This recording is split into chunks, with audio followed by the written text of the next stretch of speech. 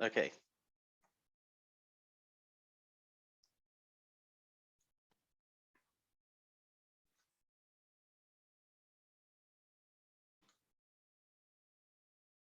Okay, so we are on Ignite session 13, which is qualify potential buyers and sellers. So let's get started. I hope everyone has their printed materials in front of them as well. Okay, so today we're going to cover how to qualify potential buyers and sellers. And let's see. Sorry, I'm reading notes on this as we go.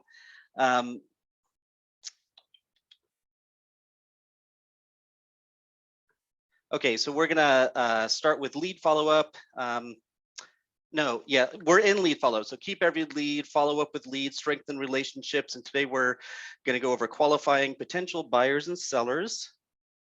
And the objective for today is to identify where and how to lead generate for buyers and sellers, classify leads by ability and motivation, and qualify a buyer and seller in preparation for an appointment. So to start thinking about what you will learn today, let's consider what questions we might have and what we would like to learn more about. Normally in the classroom, I would be breaking you up into groups. It's going to be a little harder to do that on Zoom. So we don't get to do the group sessions today. So let's see. Is there anything in particular that anybody would like to learn today or have questions about today? I literally, pardon me, last night had a friend reach out to me, and he's actually looking to make an appointment. And so this is going to be possibly the first appointment that I get. So what is a little bit of that process there from that initial contact? Okay, perfect. Is the appointment going to be for a buyer or a seller? Buyer. Okay, awesome. We're definitely going to be covering that today. So a little bit later on, we're going to be going over the buyer lead sheet, and the buyer lead sheet is going to have basically all of the questions that you need to ask in order to qualify that person to see where their motivation is and where they're at in the process. So that's definitely going to be answered today. So thanks for bringing that up. Excellent. Okay, anyone else? All right, well, here's a quote from Gary Keller. Your number one job as a real estate agent is to find ways to get in the path of motivated buyers and sellers. So the lead generation and follow-up habits you started from the first step, or is the first step to fulfilling what Gary Keller says is our number one job. The second half of this quote contains a very important word, motivated. When we follow the 80-20 principle, one of the KW6 personal perspectives that you covered in day one, you focus your 20% on the most motivated buyers and sellers. So today we're going to cover how to qualify leads and contacts and how to uncover how motivated and able they are to transact. Okay, so let's begin with finding the motivated. Okay, when we are new to something, it can be easy to get caught up in the myth understandings that block success. Remember the lesson in day one about limited beliefs? That's what myth understandings are. Unlimit your knowing to move forward. When I was a newer agent, one of the myth understandings that I had as an agent was that my family and friends, weren't going to want to work with me or weren't going to want to refer business to me. And so I had a real heavy focus on, finding cold leads, trying to do open houses. And what I came to learn later on was my family and friends and my past clients are my entire business. Like right now, I think something like 95% of the closings that I've had in the past 2-3 years have all been from my database. So I used to have a real heavy focus on open houses, and I still get a lot of business from open houses, and you should definitely do them. but having a focus on my database is really what gives me all of my business. I get a lot more business from my database than I ever did, you know, from buying leads, which I don't have to buy leads anymore. I just focus on my database. So that was my myth understanding, was not relying on my database. So definitely do that. Does anyone in here have any beliefs that you're holding on to about finding buyers and sellers? All right, no misunderstandings. Okay. Don't be shy, guys. This is easier on him if you're interactive, okay? Absolutely. Well, the National Association of Realtors collects data every year on buyers and sellers' experience with the real estate transaction. And the table here shows the results from a survey of buyers from 2021. So what do these numbers tell us about where to find potential buyers? Anyone can jump in. First time buyers. Sure, any buyers. Yeah, first time buyers, repeat buyers. Okay. I'm seeing that the referrals are the highest source. Absolutely, absolutely. So more buyers are finding their agents through referrals than from any other source, which means more people, you know, let's see, more people who know you are an agent, the more potential you have to help them with a home purchase and likelihood for referrals. So the survey also confirms that a listing can be leveraged to generate buyer leads.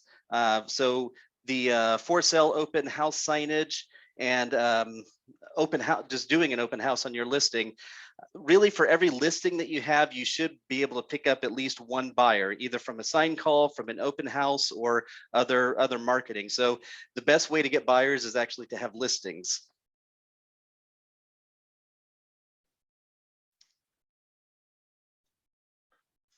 Okay, so how sellers found their agents. The National Association of Realtors data on sellers is quite like the data on buyers.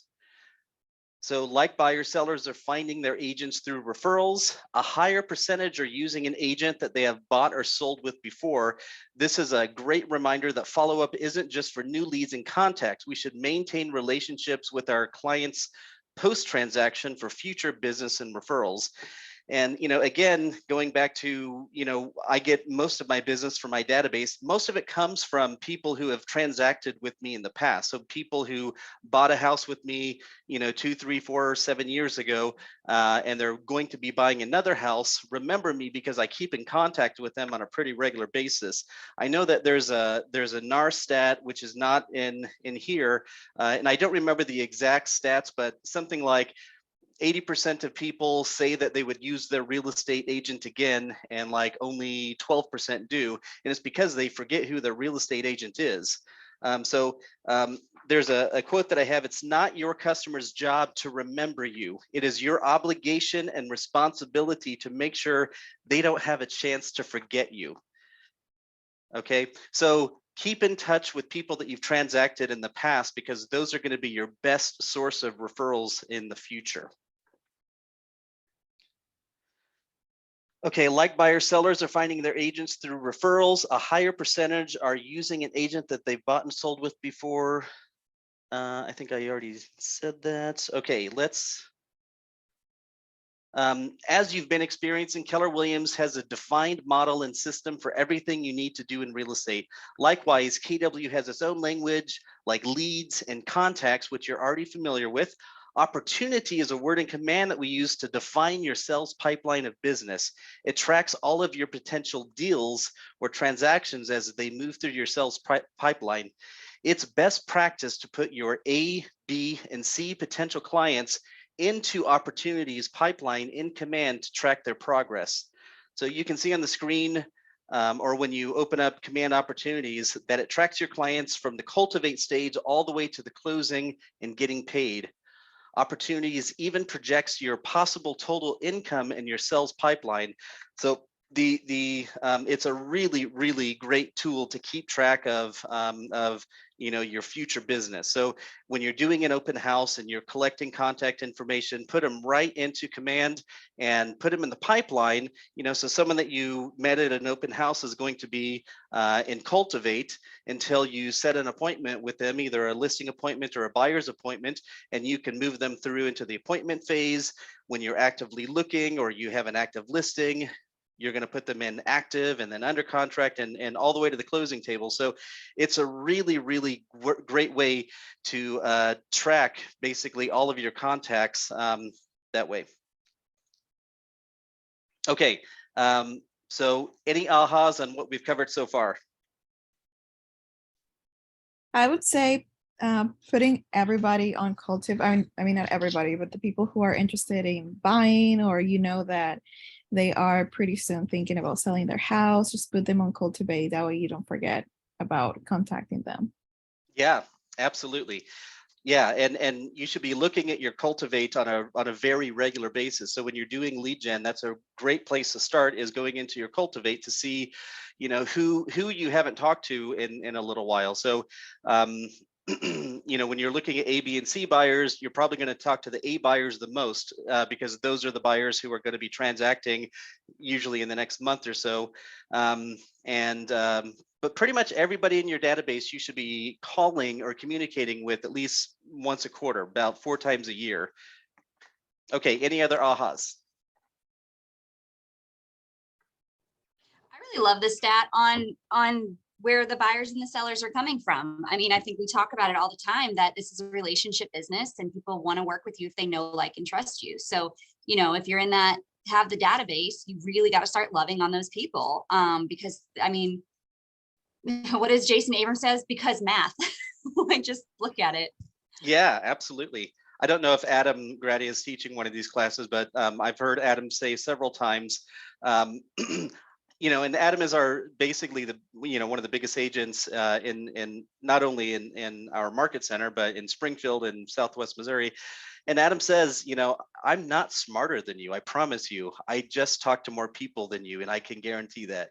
So like he says, the more people that you talk to, the more business that you're going to do. And I definitely have found that in my own business. I recall a number of years ago, I was wanting to buy my first house, and I needed to come up with a large down payment. I think I needed to save up like $10,000 or something. And so I got on the phone and just started calling and doing, I ramped up my lead gen, and within 2 months I had, saved up what I needed to put down on my first house. So it's, there have been other times in my career when I needed to, have a large sum of money really quickly, and I just lead gen more. I call more people and get more under contract. And if you do that really on a daily basis, you can just have a really awesome career. Okay, you've probably heard the phrase ready, willing, and able, or maybe ready, able, and willing in many contexts. In real estate, we think about this order a little differently. We say able, ready, and willing when we're classifying our potential buyers and sellers. So why do we start like this? Even though all leads and contacts have potential, they're not all going to close on a home next month. Some contacts may not be able to either buy or sell, at this time at all. A potential buyer may need time to save money for a down payment or work on their credit worthiness to be able to obtain a mortgage. And the seller may not be able to sell because they don't have the full rights to the property, or they have a non-mortgage lien on the property. So we start with able so that we can devote the right amount of time and resources for each potential client based on their needs and where they are. Remember, the first C in our Y4C2Ts is the customer always comes first. Focus becomes increasingly possible in direct proportion to how clear you are about what you want, when you want it, and what you must do to get it. This quote doesn't just apply to us as agents, it applies to everyone.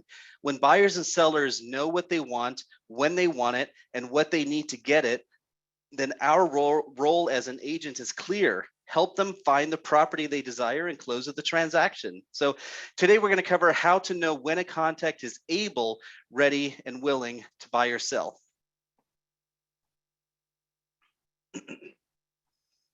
Okay, when we are determining the able, ready, and willingness of a potential client, we emphasize come from curiosity. Okay, so okay, we're not able to go into discussion right now.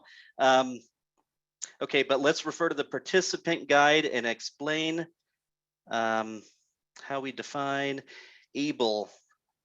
Potential client is financially and legally capable of completing a transaction now. And then ready, potential client is motivated and prepared to make strategic decisions now. Willing, a potential client is eager to buy, sell, or both. So how can we use this framework to help us differentiate buyers and sellers who will be doing business in the next 14 days from potential buyers and sellers we need to continue to cultivate until they are ready to transact? So this is the starting point for the A, B, and C framework, or you might think of this in terms of the cultivate phase and opportunity pipeline in command. So I think, okay, oh, the next slide. So an A buyer is going to be someone who's able, willing, and ready, ready, and willing to do business in the next 2 weeks. A B buyer is going to be someone who's going to transact with you in 15 to 60 days. A C buyer is someone who's going to transact with you in 3 or more months, 2 or more months. In session 11, convert possible business into a profitable business. You covered how to convert leads to appointments. And then in session 12, nurture relationships. You covered staying in a relationship with contacts who are not ready to transact. So how do you know whether your potential client is ready to close for an appointment or to close for a continued relationship? When you have someone who is able, ready, willing, and motivated to do business soon, those are A buyers and sellers. So your number one goal is to secure the appointment and close with a signed buyer's agreement or listing appointment. B buyers and sellers are either unable, not ready, or not willing right now. So they might be motivated and something needs to happen first. So your goal with a B buyer and seller is to follow up with frequency and intensity using touch plans. C buyers and sellers have no immediate need to transact. So these are the perfect candidates for a longer term nurture, such as the 36 plan that you looked at and developed in session 12. Any ahas from that section? That clarification of the A, B, and C does kind of help me know like where I am with this individual. So that's helpful. Yep, absolutely. Any other ahas? It's funny, I'm gonna aha here. When I do auditing of the pipelines for my people, I'm often going further out, like a 30-day business, right? Not always the 2 weeks. And Yep. that really hyper focuses between the A and the B, because the way I was always looking at it is the A is that 30-day ready, willing, and able. And the B was what I call 30-day with an issue, whether it be an inventory issue or a financing, like they're likely to get approved, but they haven't finished the steps. Or, if it's motivation, they're really going to be more in a pipeline until I can get them motivated. So I really like this because it really just hyper focuses. Yeah, actually, this is the first time that I've seen A as a 2-week buyer or seller. I've always seen it as 30 days, and then a B buyer would be, for me, like 30 to 90 days, and a C buyer would be 90 and out. And in my own database, I categorize them just a little bit differently than this, but this is a really great way to do it. I also give you full permission to call on people. Okay, you know what? I can't see anybody when I'm sharing my screen. I have my presenter screen on one side, and then I have the screen that you can see on my other screen, but I can't see any participants, so I can't call on anybody. I got you. I'm gonna start calling on people. So you've got about a 3-second window when he asks a question, And then I'm just gonna pop in and say, oh, hey, Danielle, here you go. All right, perfect. Okay, so with the able, ready, willing framework in hand, we are almost ready to qualify potential buyers and sellers. What we need now are the questions and conversation starters that will help us determine who is able, ready, and willing. So in this next section, we're going to cover how to use the buyer lead sheet and the pre-listing questionnaire as your qualification tools. So in the last section, we started with the win-win of qualification. Our potential clients win because we can provide them with the right value at the right time, A, B, and C. And we win because we get to focus our attention on helping clients who are ready to buy or sell. So based on what we covered in the previous sections about segmenting your database into A, B, and C, what might be some additional advantages of qualifying leads and contacts?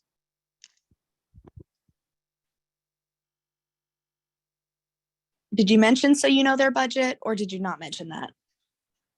That we know their budget? Yeah, because I mean, they can be looking at a home that they can't afford in the end. Yeah, so we haven't mentioned that. That's a great question, and that will be in the questionnaire that we're going to go over in just a Mhm. moment.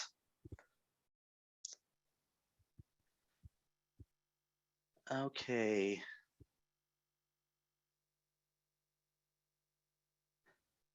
So we use the same buyer qualification process for all buyers and the same seller qualification process for all sellers to make sure that we're always in compliance with fair housing regulations. Okay.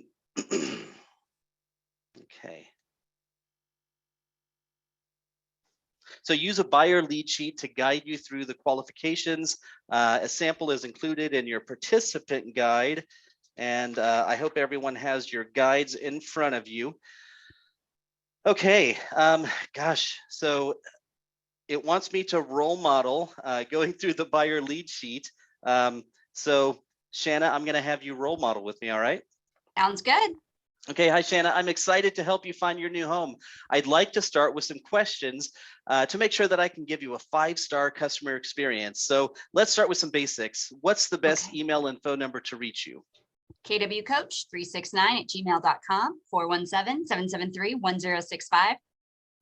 Perfect, thank you for those. And what's the best times to be able to reach you? Really about 8 to 9 a.m. and then after 5 p.m. All right. So has another agent taken you out and shown you any properties? I met with somebody a while back, but I didn't really like that person very much. So no. Okay, well, I'm excited to be the agent who takes you to see some properties. Is there anyone else purchasing the home with you? Nope, just me by myself.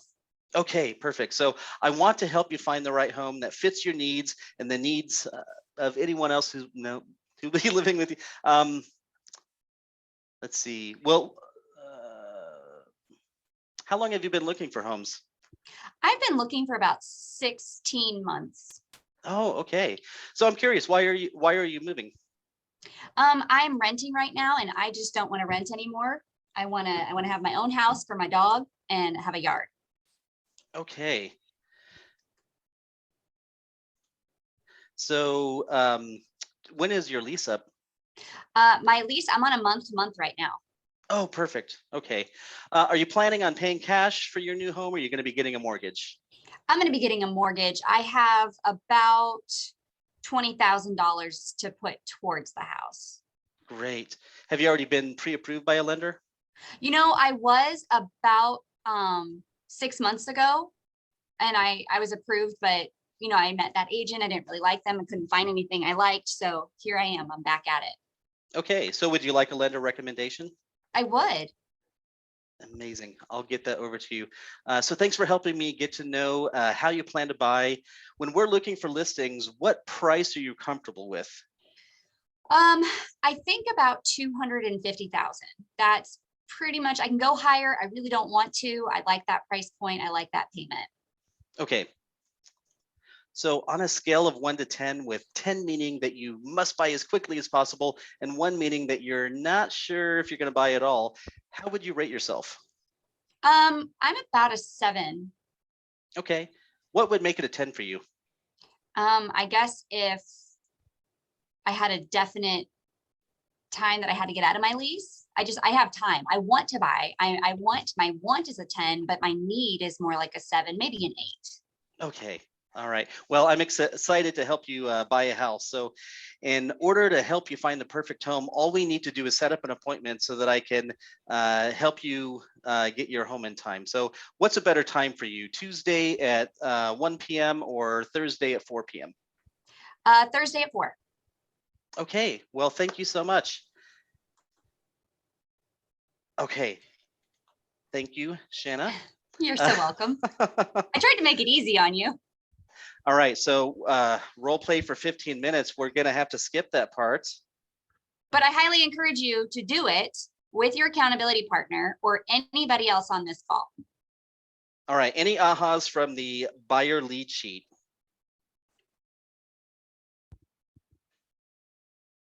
Let me ask a question if I can. Guys, why do you think that buyer lead sheet might be important? Christina, what do you think?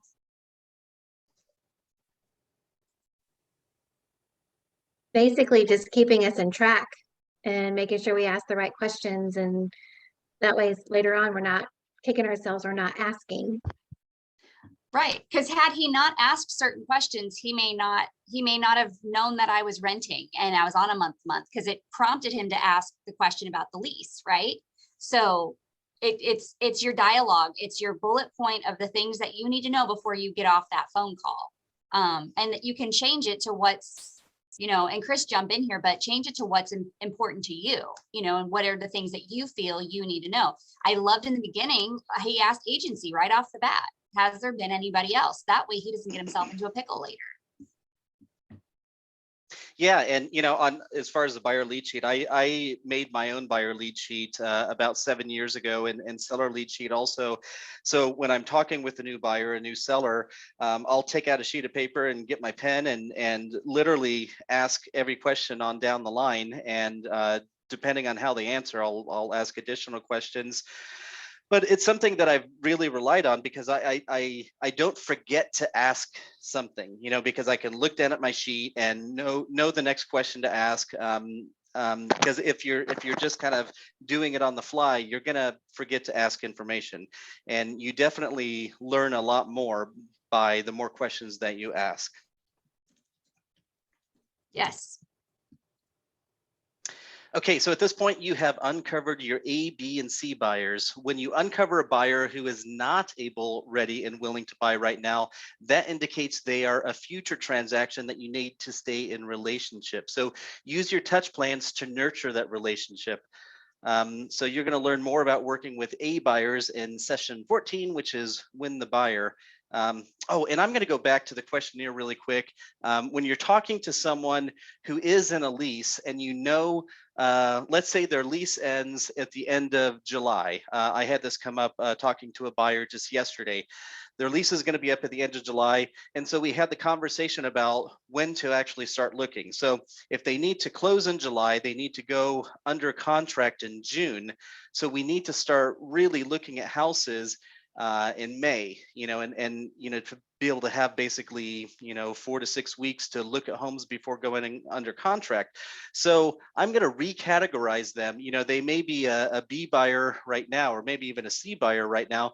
But as you get closer to May, maybe your amount of communication with that person is going to increase, and the amount of homes that you're going to be sending to them increase. So with some of my buyers, I only have an email going out once a week, so they can kind of see a snapshot of that day, what's on the market in their price range, and that meets their criteria.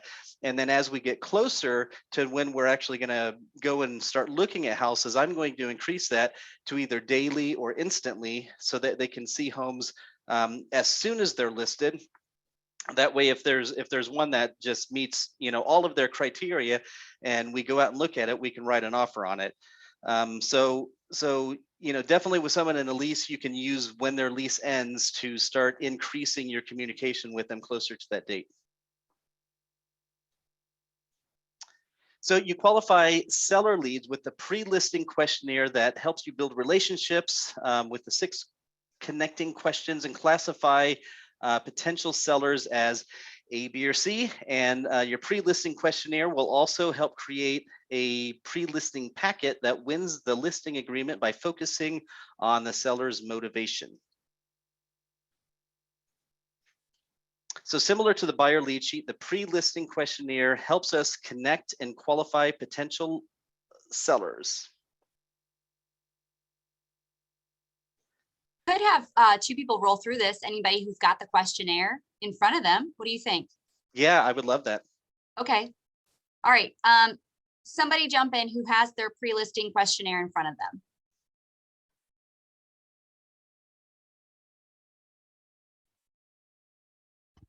I'll do it.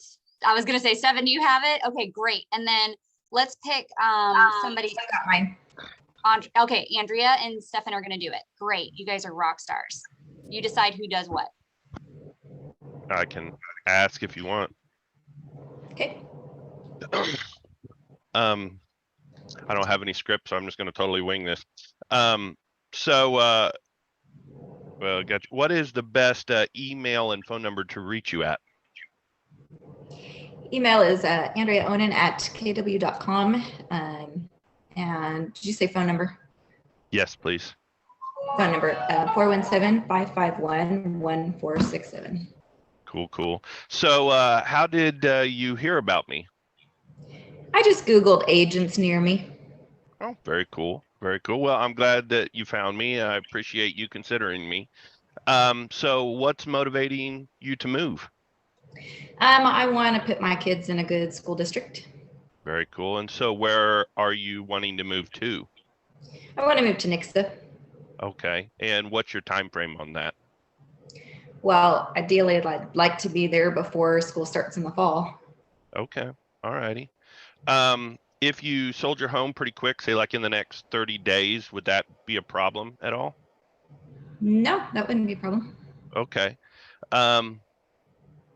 What happens if it didn't sell for a while? Would that be an issue? Well, it would be an issue just because I couldn't get them into the schools because of the district boundaries, and they're pretty strict about that. So I don't want Okay. that to happen. Fair enough.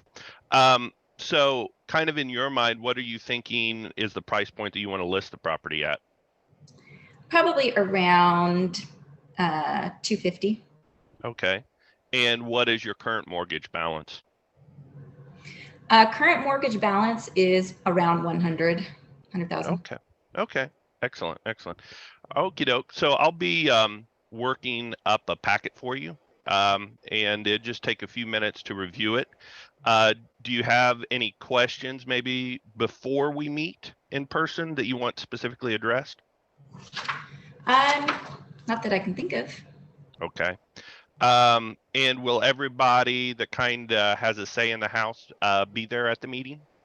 Yes, my husband will be there with me. Okay. All right. So, okay. Well, anyhow, I look forward to meeting with you guys. And let's say maybe I have an appointment available. I'll use your example, Tuesday and Thursday, like 9 a.m. in the morning or 4 p.m. on Thursday. Which do you think would either of those work for you? Let's do Thursday at 4. Okay. Thank you. I look forward to meeting with you guys, and I'll send you that packet with the information. Okay, thank you. Nice work, guys. All right, for those of you who are listening, any feedback on that?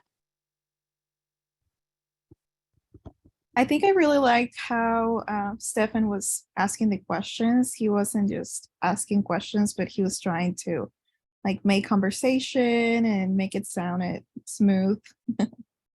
Absolutely. Yeah, good job, especially because that's the first time ever rolling through that. So very cool.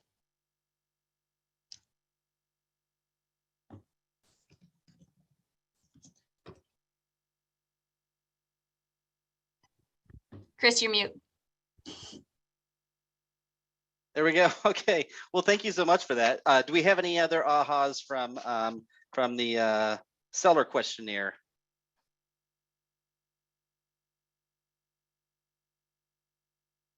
Okay. Well, let's move on. Okay, at this point, you've uncovered your A, B, and C sellers. So when you uncover any seller who is not able, ready, and willing to buy right now, that indicates that they're going to be a future transaction that you need to stay in touch with. This is when you use your touch plans to nurture that relationship. So for example, you could send a B and C potential sellers market updates that keep them informed of the equity they could leverage to purchase a new home or investment property. So you're going to learn more about working with A sellers in session 15, which is called Win the Seller. Your call to action for this session is to question and categorize your A, B, and C buyers and sellers in your database and set them up on a touch plan to stay on top of mind. Wow, it's asking for ahas already. So this concludes our segment on lead follow-up, where we've covered the most important of follow-up with people in your database forever, so you remain top of mind when they have a real estate need. We uncovered lead generation, which is the path to the appointment and signed agreement. You learned about strengthening relationships through touch plans that continually nurture them. And finally, talked about how to qualify and categorize potential clients for now and future business. Okay, lead follow-up, convert, stay top of mind, qualified buyers and sellers. Each day in Ignite, you grow in how you think, feel, and act and implement what you've learned. So from learning and ahas, you move forward to achievement of your big life. And that's what we're here for, right? To achieve your big goals. Okay, taking the time to reflect on what you've learned is important in building your confidence and celebrating your growth. We'll do this activity after each learning session so you can keep track of your learning journey. And now you're going to move on to your most important success system time, where you work in your business. And unfortunately, we're not in person. So Shanna, I think that's pretty much the end of what I'm going to be going over today. And this is where everyone goes into their daily success systems. Yes, yes. Thank you so much. You blew through that stuff, but that's kind of the joy of Zoom, right? It just kind of cuts the fluff and you get to the chase of things. Yeah, we didn't get to have the real interactive, breaking up into groups, and I'm sad about that. But yeah, so. Daily success systems, 10 conversations a day, 10 contacts added to your database, 10 handwritten notes. And Shanna, I'm not familiar with the 10-5-1 social media engagement. Will you tell me what that is? Yes, I will. Actually, I'm going to quiz somebody on this because you should have been doing this. We've gone over it several times. Let's see, who do I want to pick on? How about Andrea? I just want to pick on you again. I don't know why. Give me what the 10-5-1 of the social media is. I think the 10 was, I'm going to mess this up now. I don't remember if it was 10 likes and 5 comments in one post. Yeah, the 5 comments or direct messages to people, right? We're trying to elicit that two-way response, but it's the 10 likes and comments, 5 direct messages, or was it 5 ads, guys? Was it 5 new ads? I've added some things to it. I know that. I'm like, you should add, you should comment, you should like, you should direct message. Just do 10 of everything. You'd be good. Yeah, that sounds perfect. Yeah. So that was the 10-5-1. And like I said, we did add to it. Handwritten cards, guys, as soon as we're back in the office tomorrow, I will have extra for you.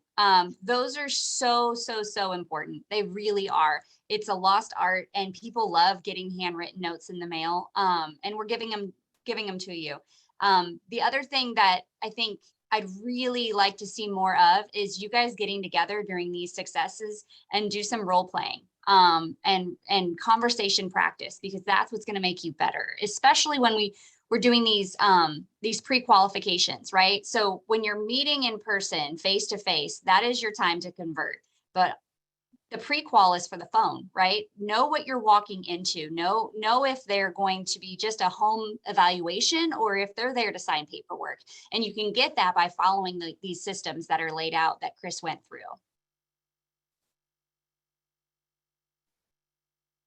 Okay, so here's a you know, a way of getting your mindset primed for success. You know, do this affirmation: I engage every conversation in the spirit of contribution, and people are happy to be in relationship with me.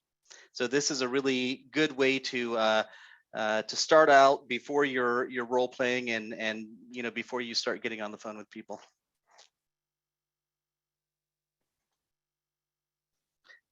I'm just gonna flip through and see if there's anything else. Prepare your conversation list. And then after you make calls, you need to update your contacts. So go into your command and put any notes in about any conversations that you had. And yeah, I think, oh, okay. Use command and connect to get help. So everyone, I'm sure, has been in their command. They put contacts in their command. Has anyone gotten into connect to utilize that for any additional training?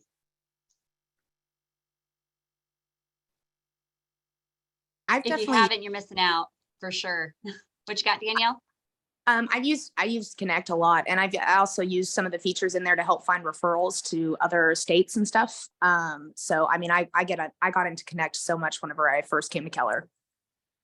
Yeah, that's great. There are so many resources in there, and so many courses, and you can find, you know, PDFs. Like other agents will have their own questionnaires uploaded there so that you can see that. You can see listing presentation and buyer presentations, and there's a wealth of information on Connect. So if you haven't been on there, definitely get on there and play around with it. And I think, Shanna, do you know the URL for that? Is it just connect.kw.com? I thought so. Okay. I think it is too. Yeah. I just type it in and it just pops up magically for me because I have all that stuff saved, or I click the one button. So I like to make sure I've got my command login, connect, and my kw.com, whatever, all just plugged in my favorites. So I don't have to think about things. Yeah, I have all three of those bookmarked too. Yeah, the mykw.kw is the OG website. It's our original. So it looks a little dated too It compared does. to Command and Connect. But that's sure, where they you do. can find important reports there too. Yeah. So when we look up the multi-year trends and everything, guys, for yourselves, go to the OG website. All right, so preparing for your next session, which is going to be Win the Buyer. And when is that? Is that tomorrow, or do you do it every other day? Yep. Tomorrow at noon.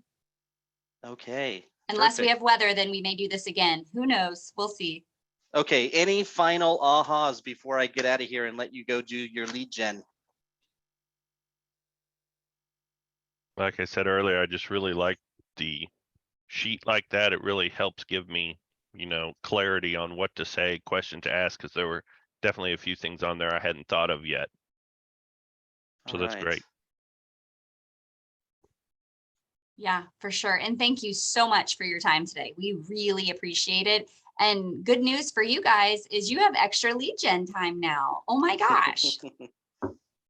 I can't wait to hear all about it. Guess what? I'm going to email you guys all later and see what you got done today with your extra hour. Okay, awesome. Everyone have a good productive day. We'll talk to you later. Thanks. Bye, everybody.